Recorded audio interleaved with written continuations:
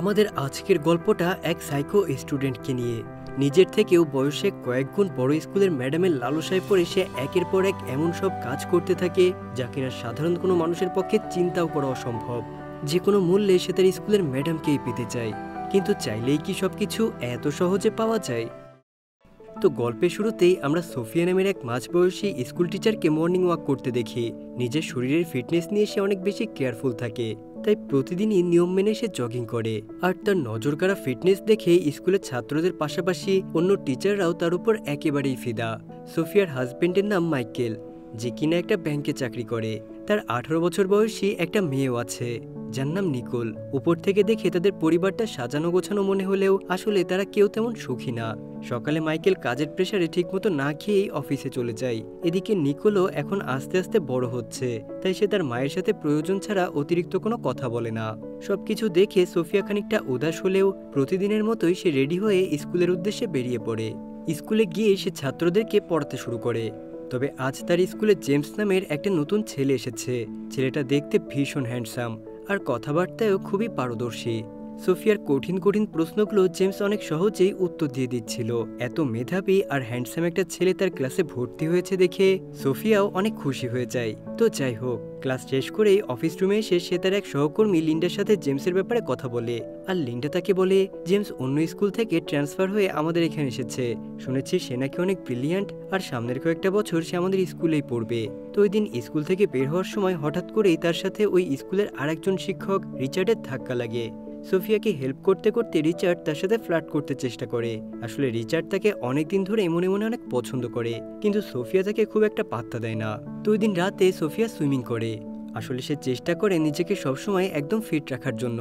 তো যাই হোক, সুইমিং শেষে একদম পরিপাটি হয়ে সে তার হাজবেন্ডের সামনে আসে আর তারা দুজনে একান্তে কিছু ভালো মুহূর্ত কাটায়। কিন্তু তারা দুজন জানতো না যে বাইরে থেকে কেউ একজন তাদের এই সুখের মুহূর্তের ছবি তুলছিল। তার কিছুক্ষণ পরেই সোফিয়ার ফোনে অপরিচিত একটা নম্বর থেকে মেসেজ আসে আর সেখানে বলে, আমরা এই সপ্তাহেই দেখা করব। কিন্তু সোফিয়া এই মেসেজের আগামাথা কিচ্ছু বুঝতে পারে না। এর পরের দিন সোফিয়া তার ক্লাসের ছাত্রদের নিয়ে একটা স্কুল ট্রিপে যায়, যেখানে সে অনেক বিষাক্ত ফুল আর কিছু প্রাণীদের ব্যাপারে আলোচনা করে। কিন্তু সেখানেও দূর থেকে কেউ একজন সোফিয়ার ছবি তুলছিল। এরপর তারা একটা বোট নিয়ে আশেপাশের এলাকা ঘুরে দেখে আর রিচার্ড সেখানে স্টুডেন্টদের উদ্দেশ্যে বিভিন্ন ধরনের কথা বলতে থাকে। ঠিক তখন দেখা যায় জেমসও এই ট্রিপে এসেছে আর সে সবসময় সোফিয়ার আশেপাশেই থাকার চেষ্টা করছে। তো ট্রিপ শেষ হয়ে গেলে ওই দিন সবাই সেখানে একটা হোটেলে থাকার ডিসিশন নেয়। রুমে গিয়ে সোফিয়া একটুখানি ফ্রেশ হয়ে নেয়। হঠাৎ জানালা দিয়ে বাইরে চোখ যেতেই সোফিয়া দেখতে পায় জেমস একেবারে খালি গায়ে সমুদ্র থেকে গোসল করে উপরে উঠে আসছে। সোফিয়া কেমন যেন না চাইতেও জেমসের দিক থেকে নিজের চোখ ফেরাতে পারছিল না। তখনই হঠাৎ করে জেমসের চোখ পড়ে সোফিয়ার ওপর। তাই এবার সোফিয়া নিজেকে লুকিয়ে ফেলে আর এর কিছুক্ষণ পরেই সবাই মিলে একত্র হয়ে নিজেদের মতো করে আনন্দ করতে শুরু করে। কিন্তু বেচারা জেমস সবসময় শুধুমাত্র তাদের ম্যাডাম অর্থাৎ সোফিয়াকেই দেখছিল। এই বিষয়টা সোফিয়া নোটিস করে আর বুঝতে পারে জেমস শুধু তাকিয়ে দেখছে, কিন্তু তবুও সে জেমসকে যতটা সম্ভব ইগনোর করার চেষ্টা করে। ঠিক তখনই মাইকেল অর্থাৎ সোফিয়ার হাজবেন্ড তাকে ফোন করে। তো মাইকেলের সাথে কথা বলতে বলতে সোফিয়া একটু দূরে চলে আসে, কিন্তু তাকে ফলো করতে করতে জেমস সেখানে চলে আসে আর তাকে দেখে ভয় পেয়ে সোফিয়া পা পিছলে নিচে পড়ে যায়। এটা দেখে জেমস তাকে হেল্প করতে আসে। জেমস দেখতে পায় সোফিয়া তার পায়ে আঘাত পেয়েছে, তাই সে তার গায়ের টি শার্টটা খুলে সমুদ্রের পানিতে ভিজিয়ে সোফিয়ার পায়ের উপরে রাখে আর সোফিয়ার পাশে বসে বলে, আমি জানি তুমি জানালা থেকে আমাকে দেখছিলে, আর হ্যাঁ, আমিও তোমাকে ভীষণ পছন্দ করি। এটা বলেই সে সোফিয়ার কাছে আসার চেষ্টা করে। সোফিয়াও কেমন যেন তাকে বাধা দিতে পারছিল না। তবে একটুখানি কিস করার পরেই হঠাৎ সোফিয়া দূরে সরে যায় আর বলে, আমি তোমার সঙ্গে এসব করতে পারবো না। এটা বলেই সে দৌড়ে সেখান থেকে পালিয়ে যায়। তো পরদিনই সোফিয়া বাসায় ফিরে আসে।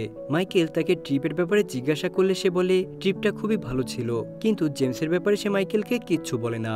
কিন্তু একা একা বসে সে ভাবছিল, আমি এত স্মার্ট একটা মেয়ে হয়েও কিভাবে জেমসের এত ক্লোজ হয়ে গেলাম, এমনটা আমার একেবারেই করা উচিত হয়নি। এদিকে জেমস তখন বাসায় বসে বসে সোফিয়ার ছবি আঁকছিল। তাকে দেখে বোঝা যাচ্ছে মনে মনে সে ম্যাডাম সোফিয়াকে নিয়ে অনেক দূর চলে গিয়েছে, কিন্তু সে কিছুই করতে পারছে না। তো পরদিন সোফিয়াও যখন আবার জগিং করতে যায় তখন কেউ একজন গাড়ি দিয়ে তাকে ফলো করছিল। কিছু দূর যেতেই সোফিয়া টের পায় তাকে কেউ ফলো করছে। তবে সোফিয়া টের পাওয়া মাত্রই গাড়িটা সেখান থেকে চলে যায়। তো ওই দিন সোফিয়া লিন্ডার সাথে দেখা করে আর তাকে বলে, কয়েক সেকেন্ডের জন্য আমি অন্য কোথাও হারিয়ে গিয়েছিলাম, তাই আমার স্টুডেন্ট জেমসের সাথে আমি এক মুহূর্তের জন্য ঘনিষ্ঠ হয়ে যাই, কিন্তু এখন আমার খুবই অনুশোচনা হচ্ছে, এরকমটা আমার একদম করা উচিত হয়নি। তখন লিন্ডা তাকে বলে, ও তোমার স্টুডেন্ট, এই কথা বাইরে কখনোই কারোর সাথে শেয়ার করো না, তাহলে আমাদের স্কুলের এবং তোমার দুজনেরই মান সম্মান নষ্ট হয়ে যাবে। আর তাছাড়া জেমসকে আমরা অন্য একটা ক্লাসে ট্রান্সফার করে দেই, যাতে সে তোমাকে আর ডিস্টার্ব করতে না পারে। তো পরদিন ক্লাস করার সময় হঠাৎ ক্লাসে জেমস চলে আসে আর তাকে দেখে সোফিয়া বলে, তোমাকে অন্য ক্লাসে ট্রান্সফার করে দেওয়া হয়েছে। কথাটা শুনে জেমসের মাথায় যেন আকাশ ভেঙে পড়ে। সে সোফিয়াকে কিছু বলতে চেয়েও বলতে পারে না আর চুপচাপ সেখান থেকে চলে যায়। তো এরপরে দেখা যায় স্কুলের লাইব্রেরি থেকে কেউ একজন একটা বিষাক্ত সাপ চুরি করছে, কিন্তু লোকটাকে সেটা আমরা একটু পরেই জানতে পারবো। তো ক্লাস শেষে জেমস এসে সোফিয়াকে বলে, তুমি কেন আমাকে ট্রান্সফার করে দিলে অন্য ক্লাসে? জবাবে সোফিয়া বলে, দেখো, এটা স্কুলের ডিসিশন, স্কুল কর্তৃপক্ষ যেটা ভালো মনে করেছে সেটাই করেছে। এদিকে রিচার্ড নামের সেই অন্য শিক্ষকটা লুকিয়ে লুকিয়ে তাদের দুজনের কথাবার্তা শুনছিল। তখন জেমস বলে, দেখো, আমি জানি তুমি নিজেই আমাকে তোমার থেকে দূরে রাখার চেষ্টা করছো। তখন সোফিয়া বলে, আমাদের মধ্যে যা কিছু হয়েছে সেটা একটা সামান্য ভুল, এটা তোমার ভুলে যাওয়া উচিত। আর তাছাড়া তোমার মাথায় রাখা উচিত আমি তোমার টিচার, তাই তুমি সবকিছু এখানেই ভুলে যাও, এতে তোমার এবং আমার দুজনেরই ভালো হবে। এরপর দেখা যায় স্কুলের অফিসে লিন্ডা কারোর সাথে কথা বলতে বলতে তার ড্রয়ারে হাত দিয়েছে, আর ঠিক তখনই স্কুলের লাইব্রেরি থেকে চুরি করা সেই বিষাক্ত সাপটা তার হাতে কামড়ে দেয়। এদিকে ওই দিন রাতে সোফিয়া তার পরিবারের সাথে যখন ডিনার করছিল, ঠিক তখনই দরজায় কেউ একজন কলিং বেল বাজিয়ে সেখান থেকে চলে যায়। মাইকেল বাইরে এসে দেখে কেউ একজন তাদের দরজায় ফুল রেখে গেছে, কিন্তু ওই ফুলগুলো দেখার সাথে সাথেই সোফিয়া মাইকেলকে সাবধান করে দেয় আর বলে, এটা অনেক বিষাক্ত একটা ফুল, ভুলেও এই ফুলে হাত লাগাবে না, এই ফুল হাত দিয়ে স্পর্শ করলে তোমার হ্যালুসিনেশন শুরু হবে, এমনকি তুমি মারাও যেতে পারো। এদিকে দেখা যায় জেমস বাসায় ফিরে এসেছে। তখন আমরা জেমসের মাকে দেখতে পাই, যে কিনা জেমসের নিজের হাতে আঁকা সোফিয়ার কিছু ছবি বসে বসে দেখছে। ঠিক তখনই জেমস সেখানে চলে আসে আর বলে, আমার পার্সোনাল কোনো কিছুতেই তুমি হাত দিবে না। পরদিন জেমস যখন স্কুলে যায় তখন রিচার্ড তার কাছে এসে তাকে ওয়ার্নিং দেয় আর বলে, সামান্য একটা বাচ্চা ছেলে হয়েও তুমি সোফিয়ার এত কাছে যাওয়ার চেষ্টা করছো কেন? তুমি যদি আর কোনো ঝামেলা বাড়াতে না চাও তাহলে সোফিয়ার থেকে যতটা সম্ভব দূরে থাকার চেষ্টা করো। তো এরপরে জেমস সোজা চলে যায় সোফিয়ার রুমে আর তাকে সেখানে দেখে সোফিয়া কিছুটা অবাক হয়ে যায়। কিন্তু তখনই জেমস তার হাতে থাকা একটা লকেট বের করে সোফিয়াকে প্রপোজ করে আর বলে, এটা আমার দাদির লকেট। তবে সোফিয়া ওই লকেটটা একেবারেই নিতে চায় না আর বলে, তোমাকে বলেছিলাম সবকিছু ভুলে যেতে। কিন্তু জেমস এতে অনেক বেশি রেগে যায় আর বলে, তুমি যদি আমাকে বাধা দাও তাহলে আমি স্কুলের সবাইকে বলে দিব আমাদের দুজনের মধ্যে কি হয়েছিল। এটা বলেই সে সেখান থেকে চলে যায়। তো যাই হোক, এরপর সোফিয়া যখন বাইরে একা বসেছিল ঠিক তখনই তার কাছে রিচার্ড আসে আর বলে, আমি কতদিন তোমাকে একটা ফুল পাঠিয়েছিলাম, তুমি কি সেটা পেয়েছিলে? এই কথা শুনে সোফিয়া অনেক রেগে যায় আর বলে, এমন বিষাক্ত একটা ফুল আমার বাসায় পাঠানোর সাহস তোমার কি করে হয়? তখন রিচার্ড বলে, আমি তো কেবলমাত্র তোমার একটা ভালো বন্ধু হতে চাচ্ছিলাম, কিন্তু সোফিয়া জানায় বাসায় আমার হাজবেন্ড এবং সন্তান ছিল, তো ওই ফুলের কারণে যদি তাদের কিছু হয়ে যেত তাহলে আমি তোমাকে দেখে নিতাম, তাই ভবিষ্যতে আমার কিংবা আমার পরিবারের ধারে কাছে আসারও চেষ্টা করবে না। এটা বলেই সে সেখান থেকে চলে যায়। তো ওই দিন সে যখন তার অফিসে কাজ করছিল ঠিক তখনই তার প্রচন্ড মাথা ঘুরতে শুরু করে। এতে সে বুঝে যায় তার খাবার পানির ভেতরে কেউ হয়তো ওই বিষাক্ত ফুল রেখে দিয়েছিল। সাথে সাথে তার হ্যালুসিনেশন হতে শুরু করে। সে দেখে জেমস তার অনেক কাছে চলে এসেছে এবং তার সাথে খারাপ কিছু করার চেষ্টা করছে।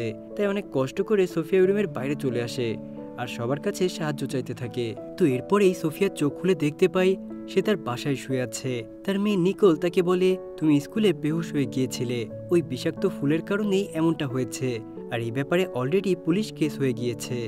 এরপরেই তার বাসায় একজন পুলিশ অফিসার আসে আর বলে, কেউ একজন নিশ্চয়ই তোমার ক্ষতি করার চেষ্টা করছে, যদি সঠিক সময় তোমাকে হাসপাতালে না নেওয়া হতো তুমি মারা যেতে পারতে, তাই তোমার যদি কাউকে সন্দেহ হয় তুমি আমাকে বলতে পারো। তখন সোফিয়া বলে, রিচার্ড আগেও আমার বাসায় এই ফুল পাঠানোর চেষ্টা করেছে, তাই আমার সন্দেহ হয় রিচার্ডই এই কাজ করেছে। এটা শুনেই পুলিশ অফিসাররা স্কুলে চলে যায় আর রিচার্ডকে গ্রেফতার করে ফেলে। কিন্তু রিচার্ড বারবার বলতে থাকে, আমি এসব কিচ্ছু করিনি, তবুও পুলিশ তার কোনো কথাই শোনে না। এরপর সোফিয়াকে ডেকে পাঠায় ওই স্কুলের প্রিন্সিপাল। সে বলে, রিচার্ড এখন জেলে, তাই এই মামলাটা স্বাভাবিক না হওয়া পর্যন্ত আমি চাই তুমি বাসায় কিছুদিন রেস্টে থাকো। প্রিন্সিপাল রুম থেকে বের হয়ে সোফিয়া সোজা তার গাড়িতে আসে, কিন্তু জেমস আগে থেকেই সেখানে তার জন্য অপেক্ষা করছিল। তবে তার মুখে সামান্য একটু আঘাতের দাগ ছিল। সোফিয়া এ ব্যাপারে জিজ্ঞাসা করলে সে বলে, আমার মায়ের বয়ফ্রেন্ডের সাথে আমার ঝগড়া হয়েছে। সে আরও বলে, ভালোই হয়েছে, ওই বদমাস রিচার্ডটা জেলে গিয়েছে, এখন তোমার আর আমার মাঝে কোনো বাধাই থাকবে না। একথা শুনেই সোফিয়া তাকে বোঝাতে শুরু করে। সে বলে, দেখো জেমস, আমি বয়সে তোমার থেকে অনেক বড়, আর মাঝে মাঝে আমাদের অনেক ভুল হয়ে যায়, তাই আমাদের মধ্যে যা হয়েছে সেটাকে তুমি ভুল মনে করে ভুলে যেও। আর তোমার উচিত তোমার নিজের বয়সী কোনো মেয়ের সাথে সম্পর্ক করা। এটা বলেই সে সেখান থেকে চলে যায়। তো পরদিন জগিং করার সময় সোফিয়া তার মেয়ে নিকোলের কাছে আসে। তখন নিকোল তার মাকে বলে, মা, আমি একটা ছেলেকে অনেক পছন্দ করি, গত কয়েকদিন ধরে আমরা ডেট করছি, আর ছেলেটা আমাকে ভীষণ ভালোবাসে, তাই আমার মনে হয় তোমার ওই ছেলেটার সাথে একবার দেখা করা উচিত। সোফিয়া তো এটা শুনে অনেক খুশি হয়ে যায় আর বলে, ঠিক আছে, তাহলে আজ রাতেই তাকে আমাদের বাসায় ডিনারের জন্য আসতে বলো। আমিও দেখতে চাই সেই ছেলেটা কে, যাকে আমার কিউট মেয়েটা এত পছন্দ করে। তো এরপর আমরা দেখতে পাই সোফিয়া লিন্ডার সাথে দেখা করছে। তখন লিন্ডা তাকে বলে, জেমসকে তুমি একেবারেই হালকাভাবে নিও না, আমি ওই ছেলেটার ব্যাকগ্রাউন্ড চেক করেছি, ওর উল্টাপাল্টা ব্যবহারের কারণে ওকে কয়েকটা স্কুল থেকে বহিষ্কার করে দেওয়া হয়েছে। ছেলেটা চাইলে যে কোনো কিছুই করতে পারে, তাই তুমি ওর থেকে যতটা সম্ভব দূরে থেকো। তো ওই দিন রাতেই সোফিয়া তার মেয়ের বয়ফ্রেন্ডের জন্য অপেক্ষা করছিল, কিন্তু যখনই নিকোলের বয়ফ্রেন্ড আসে তখন সোফিয়া একেবারে শকড হয়ে যায়, কারণ ছেলেটা আর কেউই নয়, বরং জেমস নিজেই। এরপর তারা সবাই যখন একসাথে খেতে বসে তখন জেমস অদ্ভুত আচরণ শুরু করে। টেবিলের নিচ থেকে সে পা দিয়ে সোফিয়াকে উল্টোপাল্টাভাবে টাচ করতে শুরু করে। বেচারা সোফিয়া চাইলেও তখন কিচ্ছু বলতে পারছিল না, কারণ একে তো তার মেয়ে জেমসকে ভালোবাসে, অন্যদিকে তার হাজবেন্ড অর্থাৎ মাইকেলও বাসায় নেই। তো কিছুক্ষণ কথা বলার পরেই জেমস হঠাৎ বাথরুমে যাওয়ার কথা বলে নিকোলের রুমে চলে যায়। সোফিয়া বুঝতে পারে জেমসের মনে নিশ্চয়ই অন্য কিছু চলছে, তাই জেমস কি করছে সেটা দেখার জন্য সোফিয়া ঘরের ভেতরে চলে যায়। কিন্তু ঘরে ঢুকতেই জেমস ওই ঘরের দরজা বন্ধ করে দেয়, আর সে সোফিয়াকে বলে, দেখো, তুমি বলেছিলে আমার বয়সী কোনো মেয়ের সাথে রিলেশন করার জন্য, তাই আমি আমার বয়সী মেয়ে খুঁজে নিয়েছি। কিন্তু সোফিয়া রেগে গিয়ে বলে, তুমি এক্ষুনি আমার বাসা থেকে বের হয়ে যাও, না হলে আমি পুলিশে কল করব। কিন্তু জেমস সব সীমা অতিক্রম করে সোফিয়ার সাথে ঘনিষ্ঠ হওয়ার চেষ্টা করে। সোফিয়ার অনেক বাধা দেওয়া সত্ত্বেও জেমস কোনো কথাই শোনে না। কিন্তু ঠিক তখনই নিকোল সেখানে চলে আসে, আর এতে তারা দুজনেই আলাদা হয়ে যায়। রুম থেকে বের হয়ে জেমস সেখান থেকে চলে যায়, আর সোফিয়া তার মেয়েকে বোঝাতে থাকে যে জেমস ছেলেটা একেবারেই ভালো না, সে তোমাকে শুধুমাত্র ইউজ করতে চায়। কিন্তু মায়ের এমন কথা শুনে নিকোল অনেক কষ্ট পায়, আর কাঁদতে কাঁদতে সেখান থেকে চলে যায়। তো এরপর ওই দিন সোফিয়া যখন সুইমিং করে তার রুমে আসে তখনই লুকিয়ে কেউ একজন তার রুমে ঢুকে যায়। তবে এটা ছিল রিচার্ড, মূলত পুলিশের কাস্টাডি থেকে এসে ছাড়া পেয়েছে। তো রিচার্ড সোফিয়াকে বোঝানোর চেষ্টা করে ওই দিন স্কুলে যা ঘটনা ঘটেছিল তার পেছনে তার কোনো হাত নেই, বরং এই সবকিছুই জেমস নিজে করেছে। কিন্তু রিচার্ডকে ঘরের মধ্যে দেখে সোফিয়া অনেক ঘাবড়ে যায়, আর সে কারো কোনো কথাই বিশ্বাস করে না, আর সে রিচার্ডকে সেখান থেকে চলে যেতে বলে। তো সেখান থেকে বের হয়ে রিচার্ড তার বাসার উদ্দেশ্যে যেতে থাকে, কিন্তু গাড়ি থেকে নামতেই হঠাৎ তার সামনে জেমস চলে আসে, আর সে কোনো কিছু বুঝে ওঠার আগে একটা চাকু দিয়ে জেমস তাকে আঘাত করে সেখানেই মেরে ফেলে। এরপর নিজের গাড়িতে করে রিচার্ডের লাশ নিয়ে জেমসের বাসায় চলে আসে, কিন্তু জেমসের মা চোখের সামনে নিজের সন্তানের এমন কুকীর্তি দেখে একেবারেই হতবাক হয়ে যায়। তো এর পরদিন জেমস নিকোলকে কল করে আর বলে, গতরাতে কিছু মিস আন্ডারস্ট্যান্ডিং হয়েছিল, যার কারণে আমি চলে এসেছি, তাই আমার তোমার সাথে কথা বলে সবকিছুর সমাধান করা উচিত। তো নিকোল কোনো কিছু না ভেবেই জেমসের সাথে দেখা করার জন্য বেরিয়ে পড়ে। এদিকে জেমস যখন বাসা থেকে বের হবে ঠিক তখনই তার মা হাতে একটা বন্দুক নিয়ে আসে, আর তার দিকে তাক করে বলে, তোমার এই পাগলামি আমি অনেক সহ্য করেছি, আমি আর সহ্য করতে পারছি না, তোমাকে আমি পুলিশে দিয়ে দেব। ঠিক তখনই জেমস তার কথা দিয়ে তার মাকে বশ করে ফেলে, আর তার হাত থেকে বন্দুকটা নিয়ে নেয়। সেই সাথে তার মাকে সে ভয় দেখিয়ে অন্য একটা গাড়ির মধ্যে নিয়ে বন্দি করে ফেলে। তো এরপর জেমস নিকোলের সাথে দেখা করে আর বলে, আসলে গতরাতে তোমার মা সোফিয়া আমাকে জোর করে কিস করেছিল, হয়তো হতে পারে কিস করার মাধ্যমে সে আমাকে পরীক্ষা করছিল যে আমি আসলে তোমার প্রতি কতটুকু লয়াল। জেমস আরও বলে, দেখো, আমি তোমাকে অনেক বেশি ভালোবাসি, তাই আমি চাই এবার তুমি আমার মায়ের সাথে দেখা করো। তো এই কথা বলেই নিজের মায়ের সাথে দেখা করানোর কথা বলে জেমস নিকোলকে নিয়ে নিজের বাসায় চলে যায়। এর কিছুক্ষণ পরে জেমস সোফিয়াকে কল করে আর বলে, নিকোল এখন আমার কাছে বন্দি আছে, তুমি আমার একটা কথাও শোনোনি, তাই আমি চাই তুমি এখন নিজে থেকেই আমার কাছে ধরা দিবে। সোফিয়া এ কথা শুনে অনেক চিন্তিত হয়ে পড়ে আর বলে, আমার মেয়ের কোনো ক্ষতি করো না, আমি এখনই তোমার কাছে আসছি। এটা বলেই সে গাড়ি নিয়ে সোজা জেমসের বাসার উদ্দেশ্যে যেতে থাকে। মাঝ রাস্তায় গাড়ি খারাপ হয়ে গেলেও সে দৌড়ে কোনো মতে জেমসের বাসায় চলে আসে। সেখানে এসে সে জেমসকে খুঁজতে খুঁজতে গাড়িতে আটকে থাকা অবস্থায় জেমসের মাকে খুঁজে পায়। সোফিয়াকে দেখে জেমসের মা বলে, দ্রুত যাও, তোমার মেয়েকে বাঁচাও। তাই সোফিয়া এবার ঘরের চারপাশে নিকোলকে খুঁজতে থাকে। ঘরের ভেতর ঢুকে জেমসের রুমে যেতেই সে দেখে ঘরের চারপাশে শুধু তার ছবি লাগানো। জেমস মাসের পর মাস ধরে নিজের হাতে বহু সাধনা করে এগুলো এঁকেছে। তাছাড়া সেই ঘরে সে রিচার্ডের লাশও দেখতে পায়। এবার সোফিয়া বুঝতে পারে আসলে রিচার্ড ছিল একেবারেই নির্দোষ। এতদিন তার সাথে যা কিছু হয়েছে তার সবকিছুর পেছনে আসলে জেমসই দায়ী। তো নিকোলকে খুঁজতে খুঁজতে এবার সে বাইরে চলে আসে আর দেখে হাত পা বাঁধা অবস্থায় বাইরে পড়ে আছে নিকোল। ঠিক তখনই জেমস এখানে চলে আসে আর তাদেরকে গান পয়েন্টে নিয়ে বলে, আমি তোমাকে অনেক বোঝানোর চেষ্টা করেছি, কিন্তু তুমি কিছুতেই আমাকে ভালোবাসোনি। তাই এখন তুমি দেখবে রেগে গেলে আমি কি কি করতে পারি। সোফিয়া তাকে বোঝানোর অনেক চেষ্টা করে, কিন্তু জেমস তার একটা কথাও শোনে না। সে বলে, মাত্র 13 বছর বয়সে আমি আমার বাবাকে হারিয়েছি, তবে আমার নিজের বাপকে আমি নিজের হাতেই মেরেছি, কারণ প্রতিদিন নেশা করে সে আমাকে আর আমার মাকে অনেক টর্চার করত। তাই ছোটবেলা থেকে আমি যা চেয়েছি তাই করেছি। রিচার্ড তোমার আর আমার সম্পর্কের মাঝে বারবার চলে আসছিল, তাই আমি ওকে উপরে পাঠিয়ে দিয়েছি। এখন তোমার আর আমার মাঝখানে কোনো বাধা নেই। সবকিছু দেখে সোফিয়া বুঝে যায় জেমস এখন পুরোপুরি একটা সাইকো হয়ে গিয়েছে। তবুও সে সিচুয়েশন কন্ট্রোল করার চেষ্টা করে। পরিস্থিতি একটু স্বাভাবিক হতেই সে হঠাৎ জেমসের হাত থেকে বন্দুকটা কেড়ে নেওয়ার চেষ্টা করে।